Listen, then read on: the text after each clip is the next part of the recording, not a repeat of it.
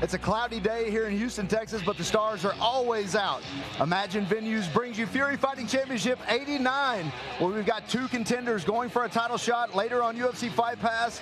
But before we start that, we got an all-pro prelim. I'm Mike Alexander, known as Black Belt Mike, with UFC welterweight Alex Morono. Alex, what an undercard we have here, including one of your guys starting the show off. Yeah, Dave Reza, Hellraiser, my guy, making the first fight of the night. All-pro prelims, like you said. It's going to be a dynamite set of prelims. I cannot wait.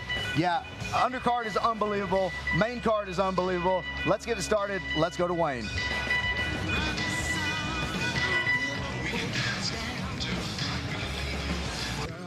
Ladies and gentlemen, we are live from Houston, Texas at Imagen at Escapade Venues. This is Fury FC 89. Please welcome to the blue corner for your opening preliminary contest, Daniel Aggrey.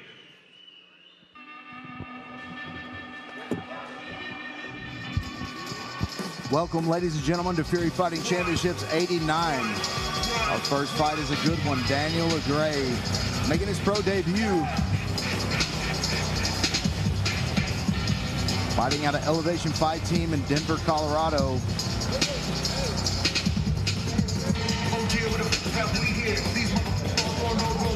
Daniel Agri, kind of an interesting style.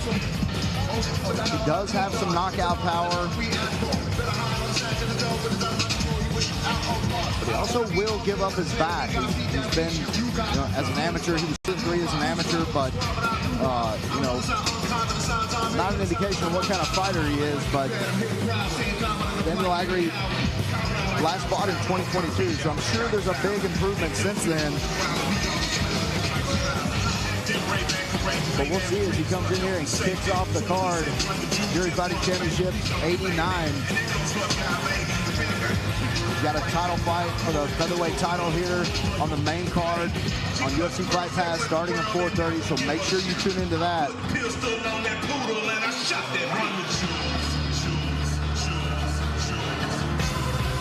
going to be an unbelievable main event. Michael Aswell, Nate Richardson. We don't know, but that sure looks like a setup for whoever gets that belt to be headed to the next level. Daniel Agri making his final preparations for getting into the cage.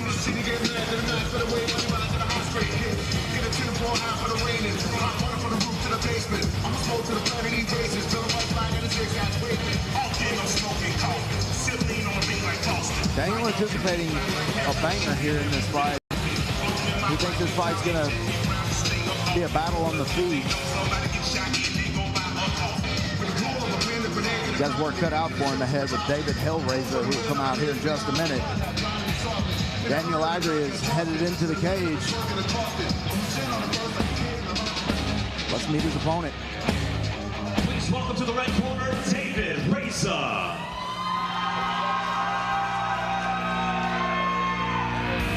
David Hellraiser, fighting right here out of Houston, Texas.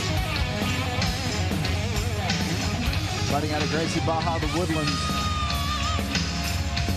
where I went and trained yesterday, and I can tell you for sure he's got a stable of unbelievable training partners over there at Gracie Baja, including UFC welterweight and my commentary partner, Alex Morono. David 1-0. Last fought back here in December and won his debut by knockout in 49 seconds of round 2 over Joseph Aguilar.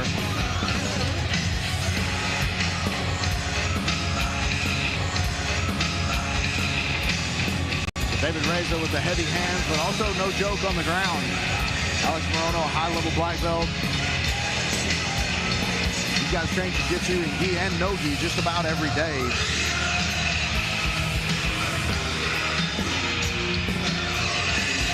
David also 3-1 as an amateur, so taking care of business as an amateur, won his debut as a pro. I'm joined now at the table by Fury Fighting Championship matchmaker Rich Burmaster. Rich, what do you think whenever you put this match together? Excitement. Yeah. Excitement, man. You know, we were looking at, Reza is always looking to finish. This out here is always looking to finish as well, so it's very, very exciting. You got Daniel and David. I know I'm going to mix up these names at some point, but both of these guys look for the finish. It's super unlikely to see a decision. Yeah, and I said earlier that this was not going to go to the ground. Here's a tale of the tape. David Reza, 5 years older at 35. Both guys made weight at 125. The height advantage going to David Reza, as long as the reach only by 2 inches, but don't know if that'll matter much in this one. Both guys like to fight inside. Let's meet these fighters and go to Wayne. Ladies and gentlemen, your opening preliminary contest, brought to you by OnlyFans, is scheduled for 3 rounds in the Fury FC Flyweight Division. Introducing to you first, fighting out of the blue corner. This mixed martial artist stands 5 feet 4 inches tall, and he weighed in at 124.4 pounds. Fighting out of Aurora, Colorado, by way of Accra, Ghana. Today, he makes his professional debut. Here is the Ghanaian Shinobi, Daniel Aggrey. That's a hell of a nickname. Yeah, that is a nickname. And introducing his opponent across the cage, fighting out of the red corner. This freestyle fighter stands 5 feet 7 inches tall, and he weighed in at a perfect 125 pounds. Fighting out of the Woodlands, Texas, he holds a professional record of 1 win, no losses, 1 no contest. Here is Reza, David Reza. Yeah, and speaking of nicknames, that might be one of the top. Like, anytime you can get your nickname to rhyme with your last name, that's pretty damn good. Yes, David Reza. That's perfect. You know it's a nickname he earned, because Alex not just going to give that to anybody. Oh, no. We've all heard on the broadcast before how Alex feels about nicknames, so that was definitely given to him. Is that how Alex became the greatest white? That has to do with a shark, ladies and gentlemen. Oh, my bad. My mistake there. Both guys coming out kind of measured here, looking to check each other's timing out, a few leg kicks. Yeah, when you see these two guys, Rich, it's hard to believe they weigh 125 pounds, or they've ever weighed 125 pounds. But both guys weighed in 1/2 pound under. But, I mean, these guys look really big for 125ers. Yeah, they definitely look more. And that's a big testament to, like, their gym as well, and the ability just to cut that weight, man. It's so difficult. Yeah, beautiful trip there from Daniel Aggrey.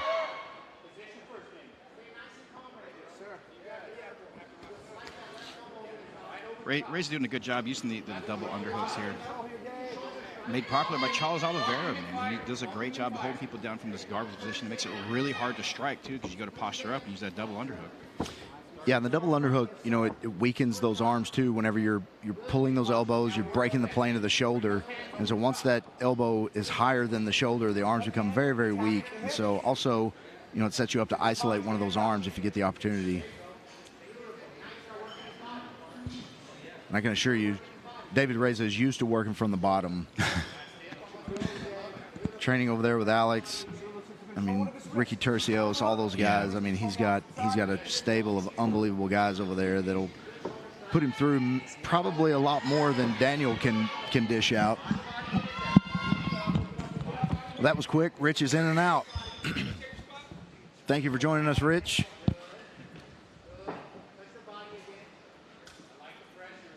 Yeah, I'm kind of surprised to see this go to the ground. I think it was an opportunity there for Aggrey just to get it to the ground, so he took it. Beautiful trip. Got David Reza to his back. Not really doing much from the top here. You see him trying those shoulder punches from the top. I mean, they're annoying, but they're not extremely effective. So we'll see. All pro prelims, so these are 5-minute rounds. There's 3 5-minute rounds.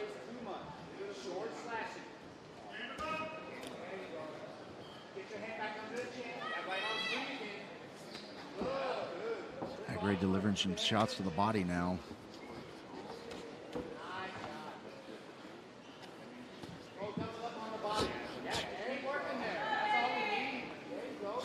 Continuing to work. I was wondering how long they would stay on the ground, but Aggrey's doing a good job of staying busy.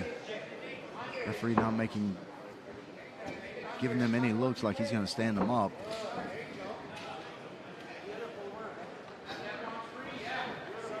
He's trying to open his guard and swing his hips out. Aggrey doing a good job of keeping him square.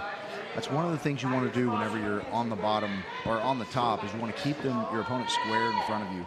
If those hips swing outside the body and you get off center line, you're pretty much in danger of someone attacking an arm or throwing a leg up for a triangle. There's several things. I mean, you can attack the back, there's arm drags, all kinds of stuff from there, but as long as the hips are staying square directly underneath your hips, really, really difficult to throw any offense up. See David Reza trying to put the feet on the hips. Almost giving up his back here. Aggrey's got one hook in.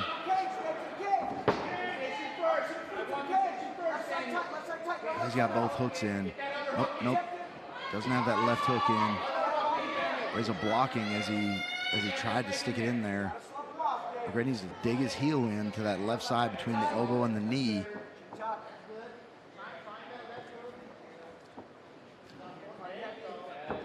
They're able to turn Reza.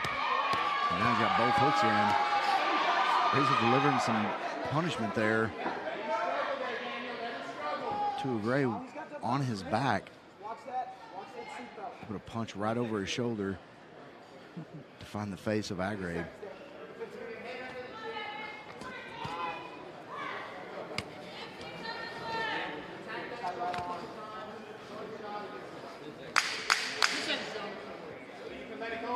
The clap, 10 seconds left in the round. And not a lot of damage here by Aggrey, but a dominant positional round. In the guard, doing some damage from the top. David Reza having no answer so far for the top game of Daniel Aggrey, but here we see that trip. Beautiful trip, outside leg trip, right into side control. Reza able to recover guard, and then he kind of stayed here for a little while.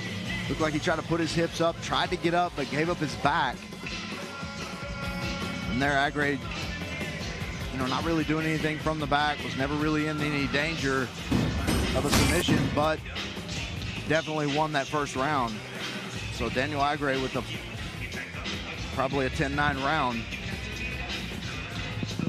Nice round strategy-wise. I think everybody thought, including Rich, we heard him say that we thought this was going to be an exciting fight. We thought this was going to be, something that stayed on the feet. And both these guys, exciting strikers, and here we are with a 4 minutes of ground time in the first round.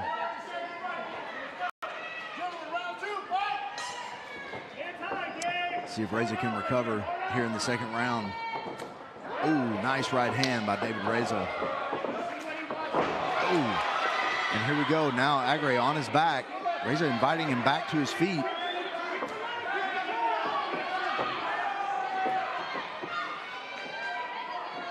He invited him back to his feet, but he's got to stand up. He's got to sit back. He's got to give room for the ref to go in between them if he wants to get back to his feet.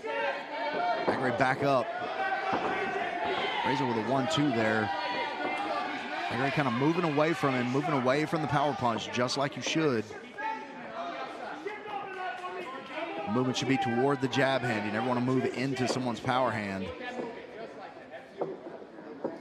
Both guys conventional style fighters. Both guys are going to want to creep to their right to move away from the other's right hand. A little slip there from Aggrey. Ooh, body shot from David Reza.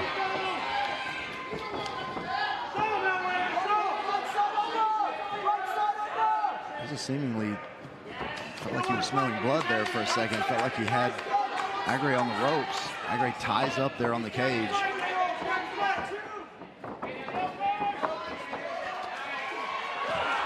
Ooh, big flurry there from both guys. First David Reza, then Daniel Aggrey. Flying knee attempt. Aggrey reached out to grab the cage, but he missed it. But that would have kept him from coming down. Right on the cage door. David Reza trying to get under those legs. Oh, big knee.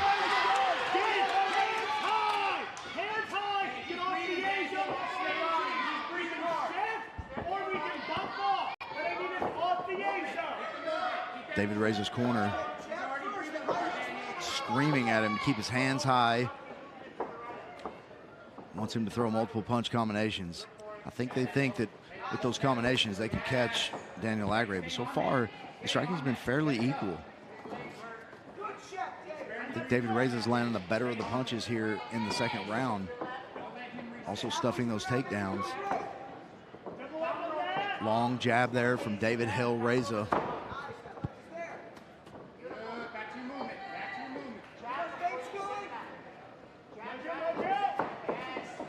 Ooh, big knee.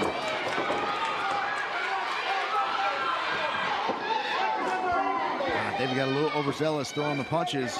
Got tied up by Aggrey, but able to get the underhook and make some distance.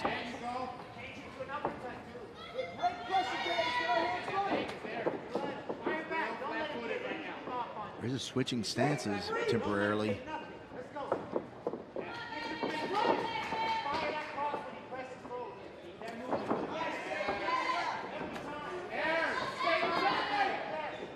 Big leg kicks from Daniel Aggrey. Ooh, big right hand from Reza. I think Reza's got it. I think Aggrey may be stunned a little bit still. Reza trying to make some distance. Almost that same outside leg trip again from Aggrey.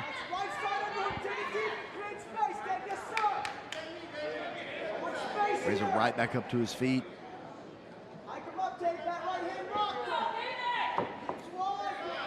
Aggrey trying to recover a little bit here. Ooh, big knee on the break there from Reza. Undoubtedly going to be looking for that 1-2 combination again with that big right hand. Switches to southpaw.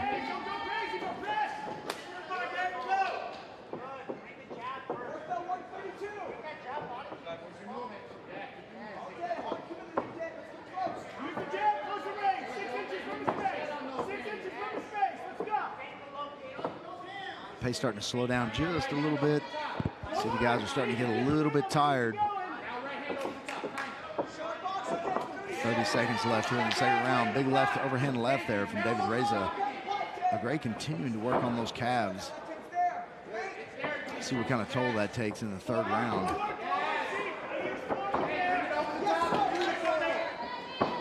"15 seconds here in the second round. David Reza landing a nice combination. Aggrey answers with his own combination.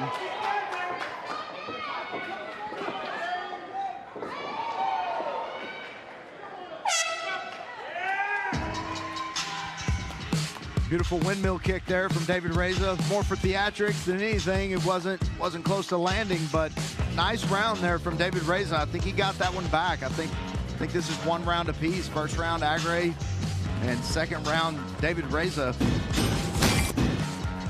You see David Reza lands a big right hand right there, and you see Aggrey, it kind of stunned him a little bit. Here we go, nice combinations. Reza had a few 3 or 4 punch combinations land. See a big knee here on the break. Boom, right in the temple. There's that big right hand that almost dropped Aggrey. Aggrey landing a couple shots of his own. Very entertaining round in the second round. I think that was a David Reza round, but 1 round apiece here in the third round, probably to decide this fight.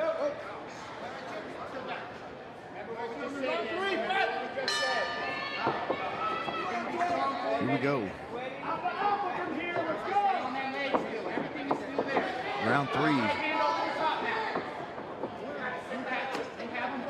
Both fighters start out with kicks.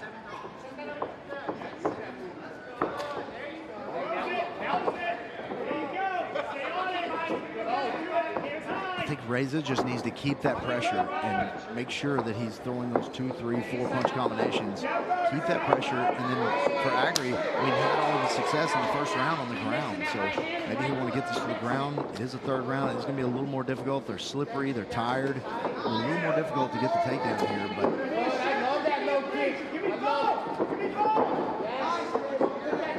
nice combination. Reza trying to run down Aggrey. big left hand. Faints a takedown there. You see, I think Agri wants this to go to the ground here in the third round.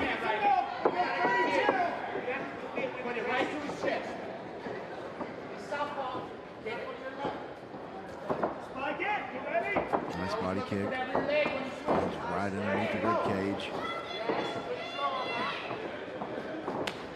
Another body kick right over the waistline. Forward momentum, let's go! Maintain control! Maintain control! Double up on the jab, let's go! Now back on that leg. Nice head movement from David Reza. Back upstairs. Agri misses with a kick. Nice body shot as Agri lands a left hand. Get inside, 6 inches from the space.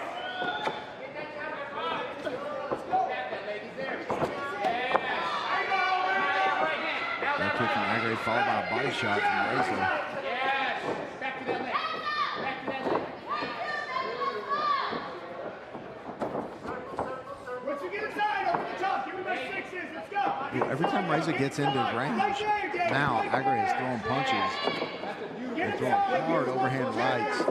Trying to make David Reza think about stepping into the pocket.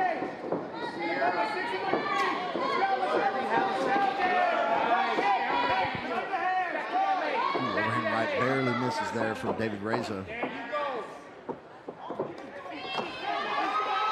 Nice 4-punch combination, all hooks. David Reza landed 2 to the body, 2 to the head.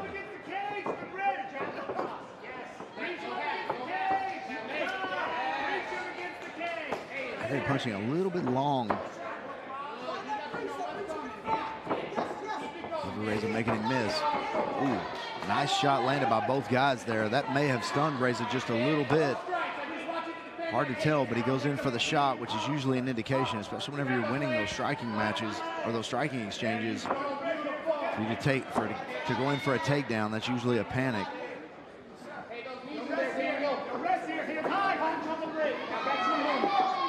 David Reza makes some space here.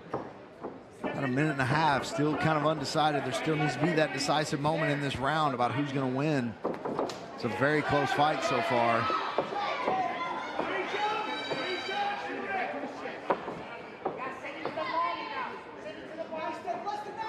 Undoubtedly, Reza's corner is going to tell him to sell out here when they reach about the 1 minute mark.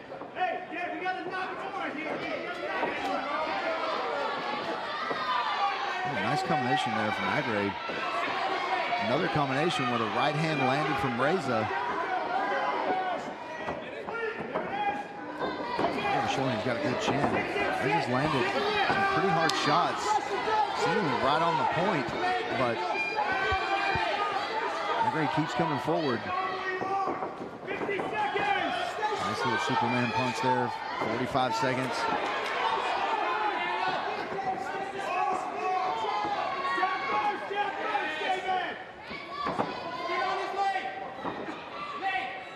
Nice head movement, barely missing there.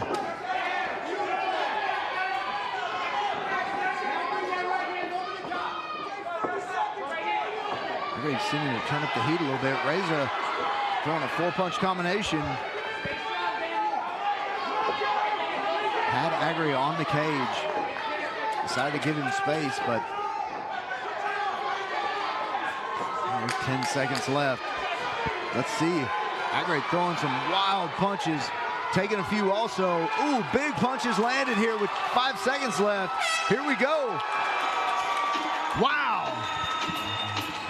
That last 10 seconds of the match might have won David Reza this fight.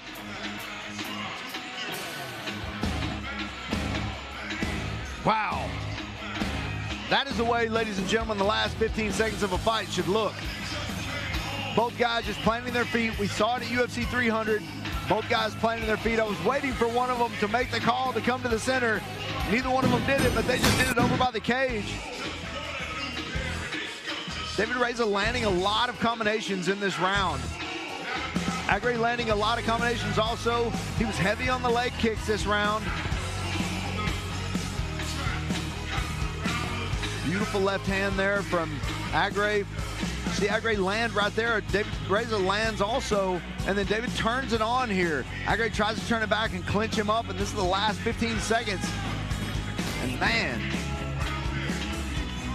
really exciting last 10 or 15 seconds. This is very, very close. I mean, this is a 29-28 win for somebody, but very, very close fight, very exciting fight. Nice stand-up battle. The last 15 seconds was worth every bit of the fight. Unbelievable job by both of these guys and letting it all hang out. It looks like the judges have made a decision. Let's go inside to Wayne Leggett and see what that is.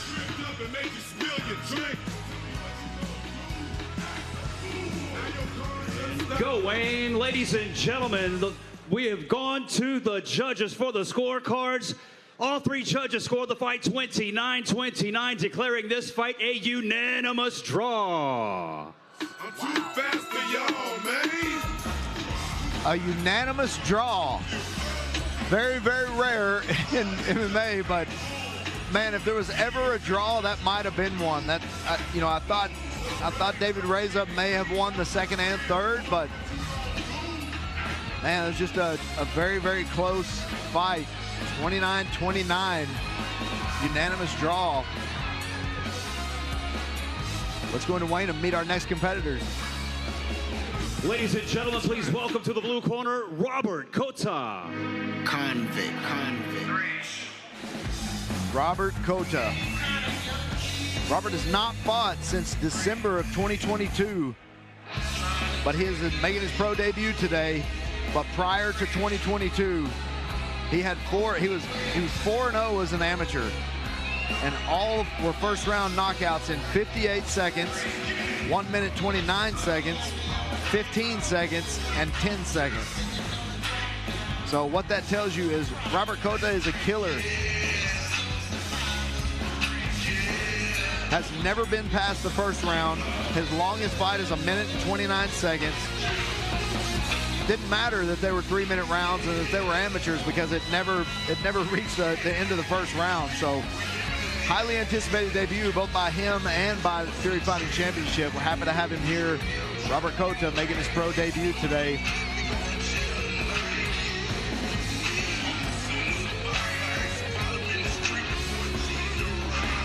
Robert Cota stepping into the cage. Let's go into Wayne to meet his opponent.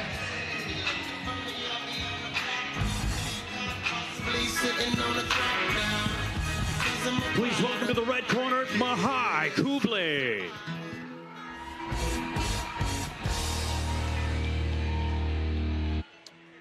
Majai Kubl, 0-1, but only 20 years old. Lost in his pro debut to Anthony Valenzuela by rear naked choke. But again, this kid, 4-0 also, all wins were finishes. We got two guys here, two young guys, obviously with a bright future ahead of them. Robert Cota 4-0 as an amateur, making his pro debut. Majai Coubles, 0-1, second fight as a pro, but only 20 years old. Last fought back here in February, made his pro debut. Fighting out of Doug Fry MMA there in Fort Worth, Texas. Doug Fry speaks very highly of this kid. Good ground game, loves to strike. Doug Fry, longtime veteran, OG Fort Worth MMA guy, been around for a long time. His wife, Jinyu Frey, fights in the UFC. Has also been around forever.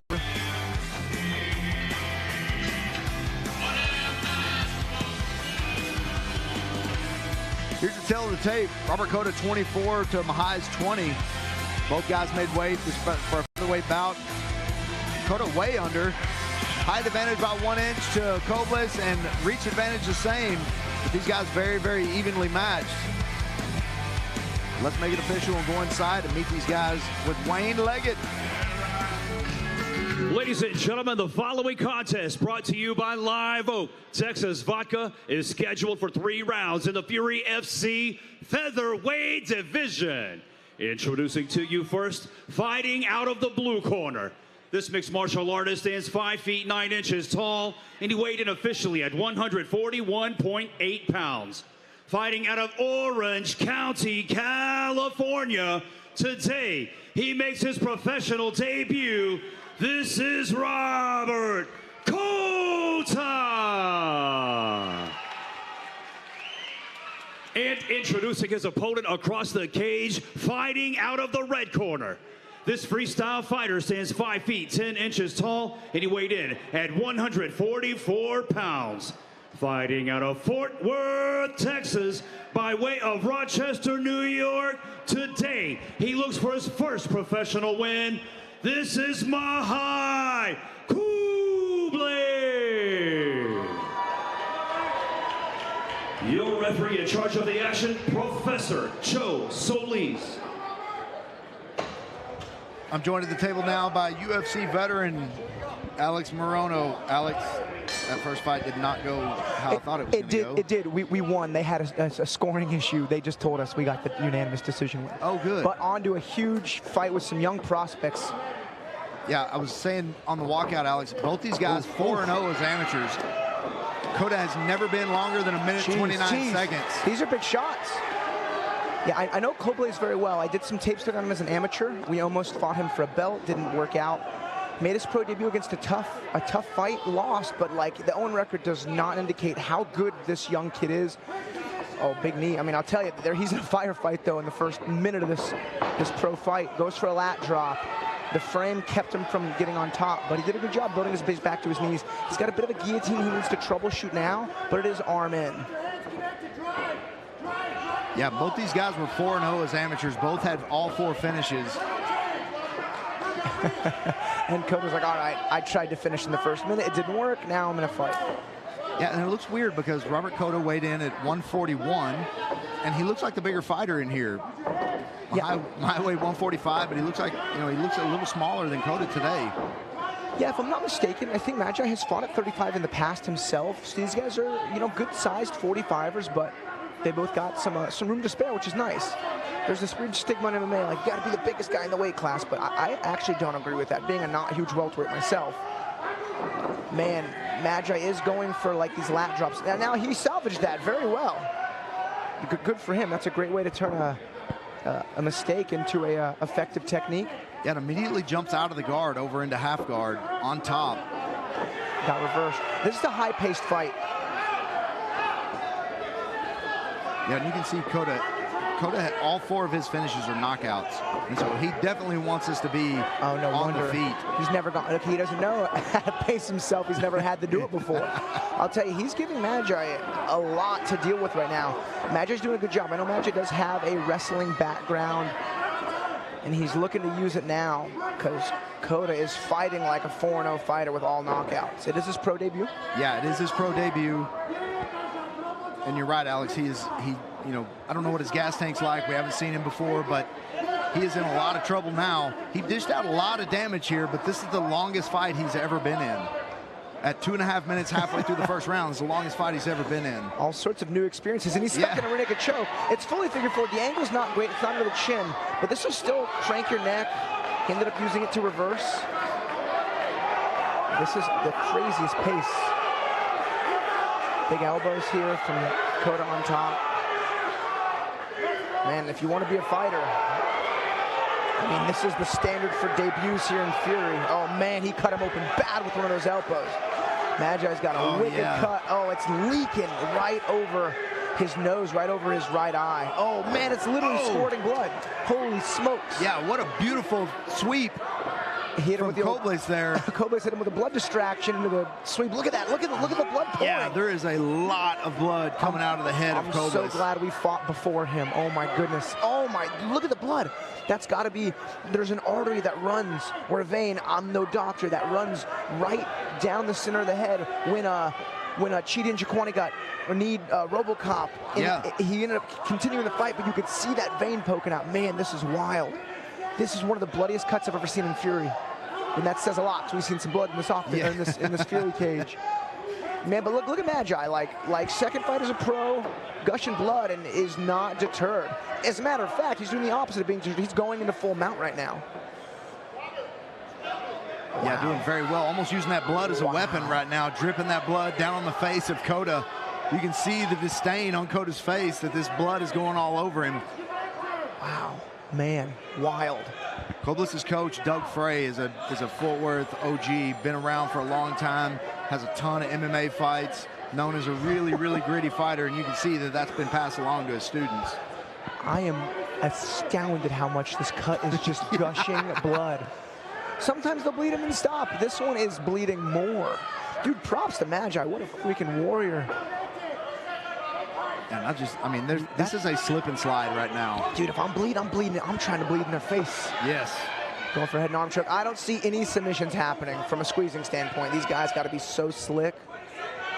And like the smell of blood is distinct. You can kind of feel the iron in there. It becomes sticky in time. If you smell it long enough, it'll make you a little nauseous. Yeah.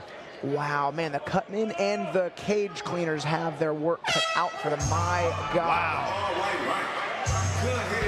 It's not over either of his eyes, I don't think. I think it's right above his nose on like where a unibrow would go. Yeah, it's hard to tell where it is right now. We'll see if we can get a shot of it.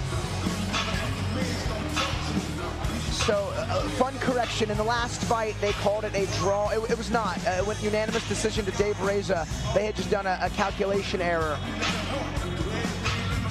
Yeah, congratulations to David Reza. Oh, that's a big almost. That's right in the center of the forehead, just above the nose, Alex.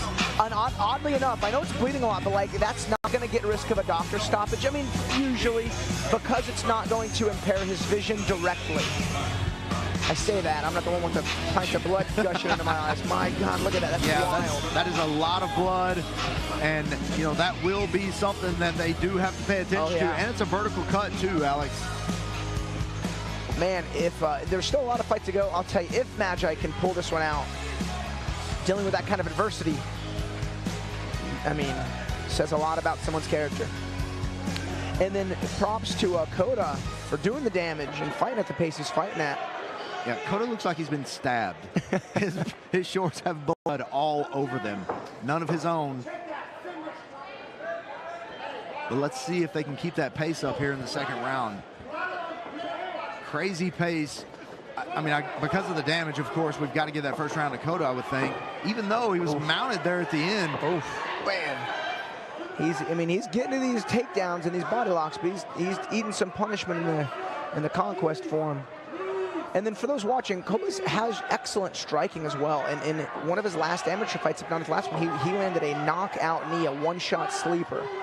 I think his team just sees the grappling advantage they have in this fight, and so he's hitting a hard-nosed wrestling assault. Successfully, too, because he's advancing, he's looking for ground and pound, but Cota's doing a good job. Cota's keeping the pace up, too. Yeah, both guys very athletic. Both guys' cardio looks like it's holding up so far. Because in a pace like this, especially with that much grappling, that much blood, that much, the striking exchanges at first were furious. Oh, good left hook there from Cota. Yeah, you can see Coubles is starting to be distracted by the blood on his face. He slipped on his own blood. Oh, big high kick there from Cota.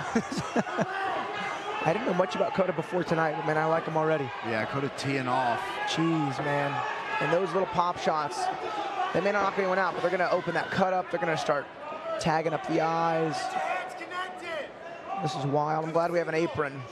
We got about a 3-foot apron in between the cage and us, and you can see it is doused in blood right now. Oh my God, did you see the blood is just squirting out of his head. I mean, the blood is pumping out of his head. I'm not worried about the blood going in his eye. I'm worried about how much blood he's losing. So I've actually done a fair amount of research on this, and you could lose more blood than you think. I don't know the exact numbers, but I think like they say like a pint is okay. Is it a gallon? Because it looks like, oh man, they stopped it because of the cut. Wild. Oh, his eyes swelling up to, man. Wow. Props to Majai for fighting as hard as he did with that insane gash on his head, and then props to Cota, who's busting out backflips. 1-0 as a pro in one of the most wild and bloody fights we've ever seen in this Fury cage. Insane. Man, that was unbelievable. And he started to punish, Coubles again, hitting him with those short pop shots as Coubles was trying to get this fight to the ground, and it just opened that cut back up. And when Joe Solis separated them, you just saw a stream of blood just pump out of Coubles' head. Cota, we thought Cota was, he looked at it like, oh my God, are y'all gonna let this keep going? Because this was an unbelievable, here's that big shot, boom, elbow right to the center of the forehead. That shot just above the nose, cut him open. Very vascular in that part of the head. So blood just leaking from.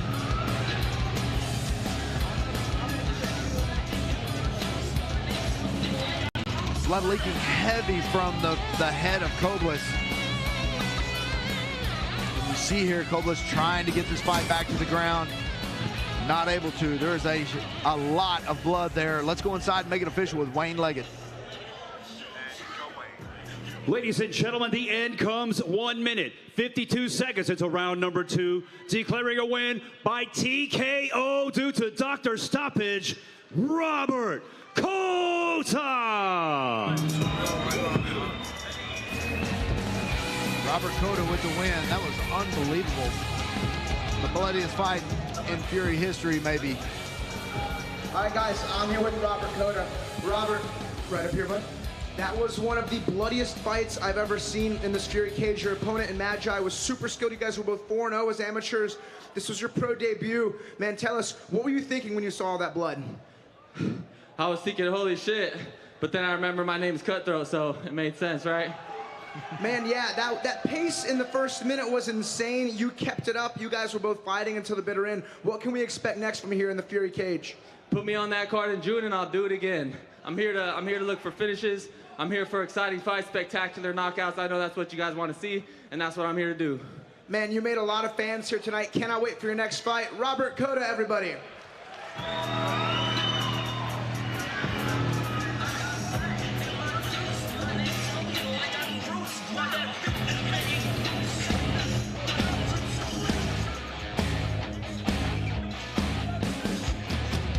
Nice interview there from Robert Cota saying he wants to fight here again in June. Let's go inside to Wayne Leggett. He's going to talk to Alex Marone over here just a second. All right, circling back to our previous fight, it was declared a unanimous draw. However, Texas Department of Licensing and Regulation made an error in the actual score. All three judges scored the fight 29-28. You're winning by unanimous decision. Hellraiser, David Reza. All right, please welcome to the blue corner for your next fight, Chris Fattig.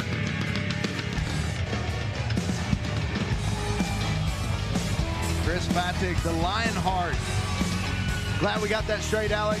David Reza wins the first fight of the night, 29-28 by unanimous decision, as we thought it should have been. We tried to calculate how it was a draw, and for the life of us, we couldn't figure it out, but it wasn't. So that was nice, excellent fight, crazy second fight, and now we have our third fight. Chris Fattig had one of his teammates fight a couple of Fury shows ago. He had one of his other teammates fight April 6th in the UFC alongside me. He didn't get the win, but it goes to show the level of their team. They have a lot of active fighters. I know this was Chris Fattig's first time in the Fury cage.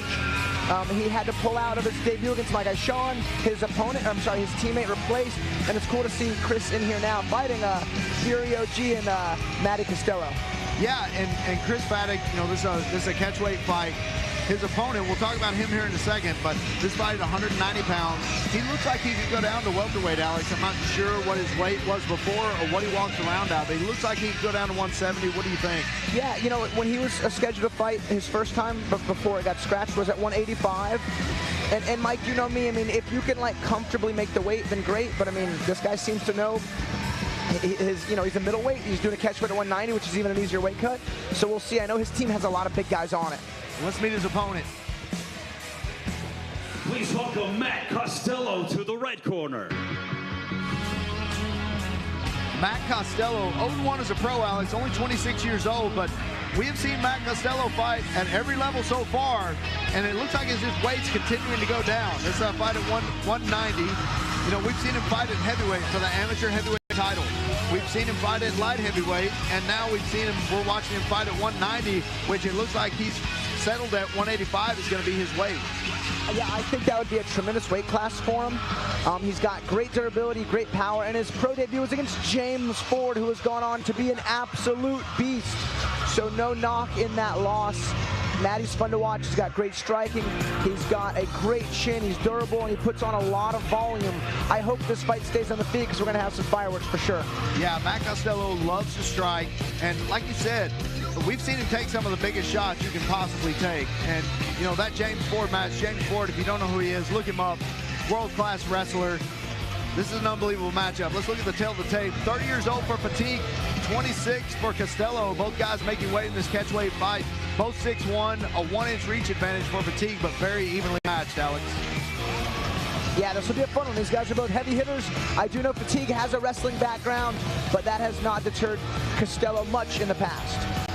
Let's go in and make this fight official with Wayne Leggett.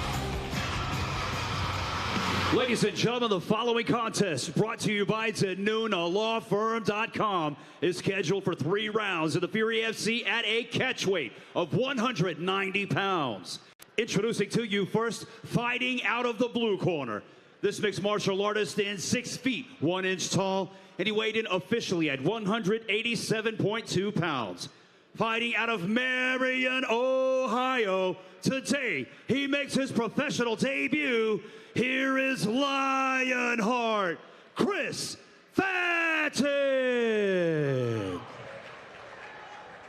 And introducing his opponent, fighting out of the red corner.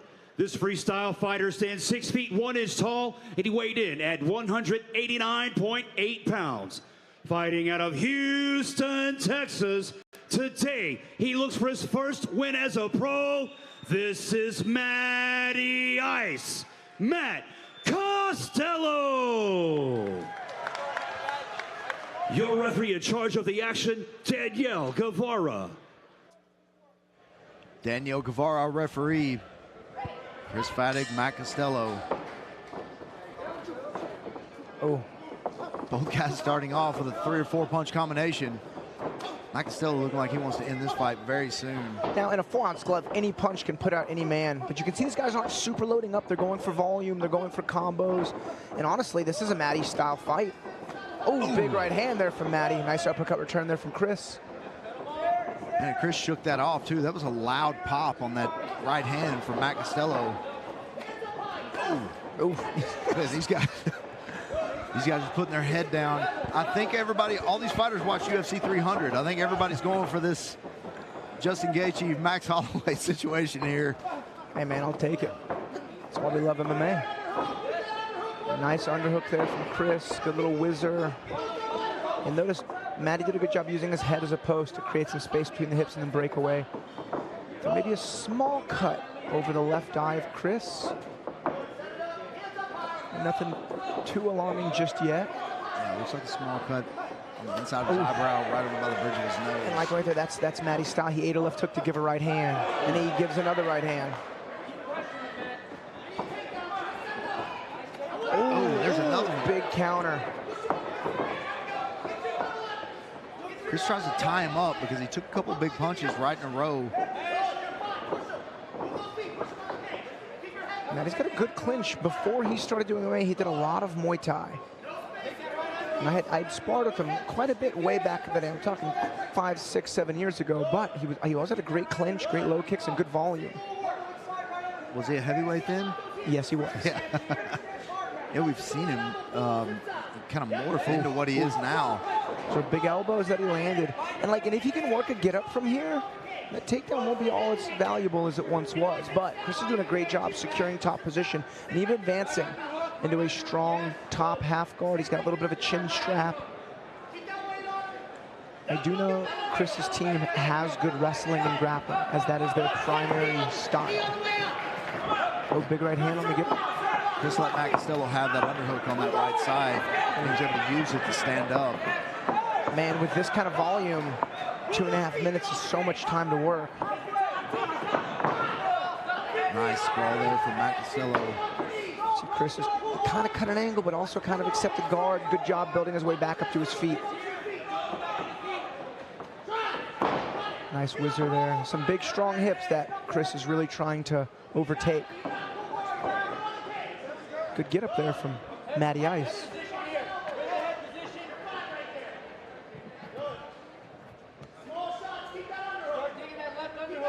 Chris seemingly trying to slow the pace just a little bit here. Got a little bit of blood in the cage from that cut just over the eye, right by the nose. Matty Ice trying to add to that.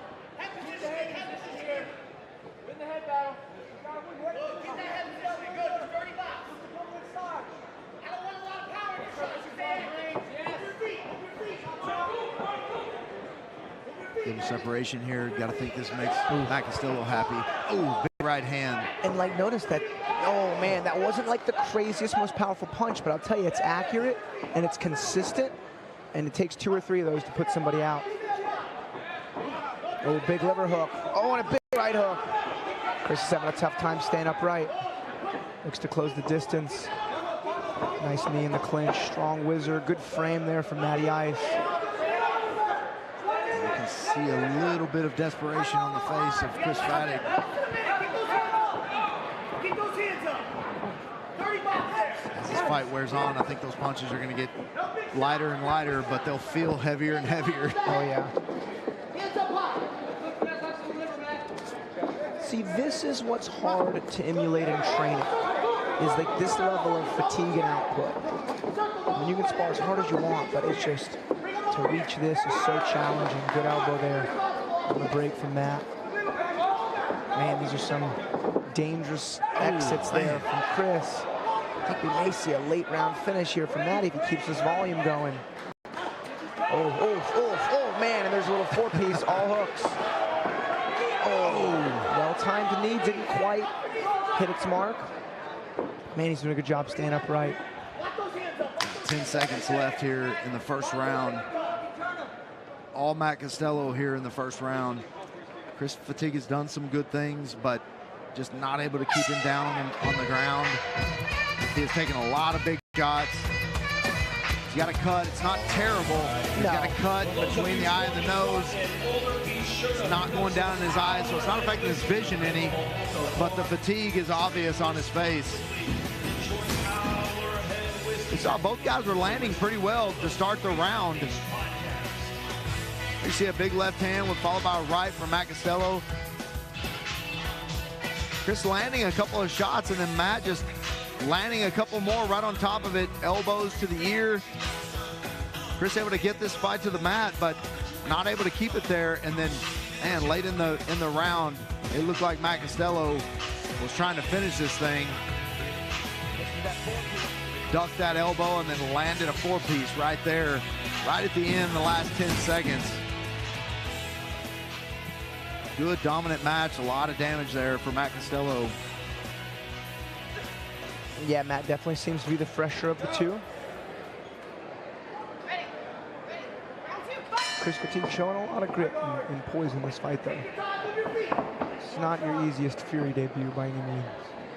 Yeah, no setup for that shot. Oh, nice right uppercut.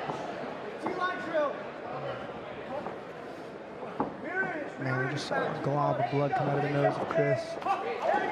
Oh, big. Oh, this feels like Matt Costello is about to take this fight over.